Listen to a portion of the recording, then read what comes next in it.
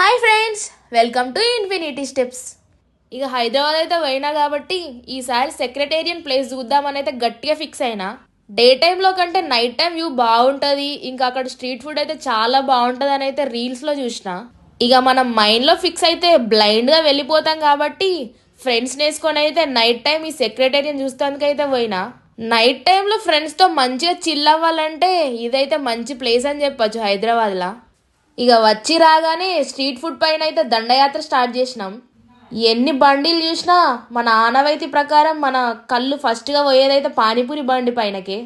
ఇక పానీపూరి వేడి వేడిగా అవ్వడానికి టైం పడుతుంది అని అనిపించగానే చల్లగా అయితే వాటర్ మిలన్ వేసినాం పొట్టలో.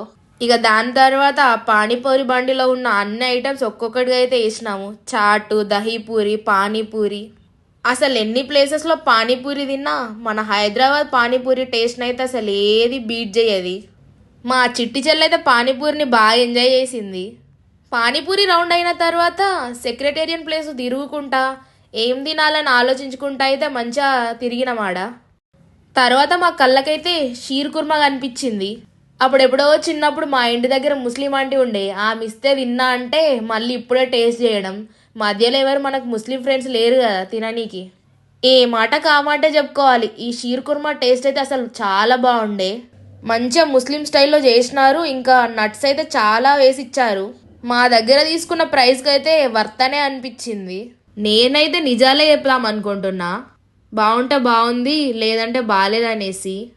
వీడియో కోసం అయితే అన్నీ బాగున్నాయి అయితే చెప్పలేం కదా. ఇంకా ఈ రౌండ్ అయిపోయిన తర్వాత ఫాస్ట్ ఫుడ్ అయితే కనిపించింది.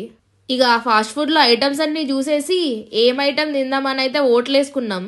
మెజారిటీ వచ్చేసి నూడిల్స్కే వచ్చింది. ఇక చికెన్ నూడిల్స్ అయితే తిందామని ఫిక్స్ అయిపోయినాం. ఇక ఆర్డర్ చేయగానే వేడిగా చేసిచ్చారు. ఇక టేస్ట్ విషయానికి వస్తే బాగానే ఉంది, కానీ ఉప్పు అయితే కొంచెం ఎక్కువైనట్టు అనిపించింది. అయినా ఏం చేస్తాం, పైసలు పెట్టినాం కదా అని అయితే మొత్తం కంప్లీట్గా తినేసినాం. అదే ఇంట్లో వంటల్లో ఉప్పు ఎక్కువైనా హాస్టల్లో ఉప్పు ఎక్కువైనా కానీ లొల్లి చేస్తాం. అక్కడ ఓనర్ల పైన, ఇంట్లో అమ్మ వాళ్ళ పైన. బయట పైసలు ఎక్కువ పెట్టి మరీ బాగాలేకపోయినా మూసుకొని తినత్తాం. ఇక ఇది అయిపోగానే ఎదురుగానే చూస్తే డిజర్ట్ బండి ఉండే.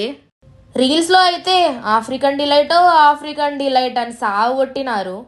అక్కడికి వెళ్తే పక్క ట్రై చేయాలి ఈ ఐటమ్ అని అయితే ఉండే రీల్స్లో. నేనైతే మెయిన్గా ఈ ఐటమ్ టేస్ట్ చేయడానికే పోయినా ఆ ప్లేస్కి. ఇక ఆఫ్రికన్ డిలైట్ని అయితే టేస్ట్ చేసిన. మేమైతే మంచి పని చేసినాం అనుకున్నాం, ఎందుకంటే ఒకటే డబ్బా తీసుకున్నాం. నిజంగా చెప్పాలి అంటే చాలా గలీజ్గా అనిపించింది. అది తిన్నాకైతే నోరంతా ఖరాబ్ అయినట్టు అనిపించింది నాకైతే. తర్వాత ఇక ట్యాంక్ బండ్ చుట్టూ ఒక రౌండ్ వేసి అయితే వెళ్ళిపోయినాం. Thank you for watching the video.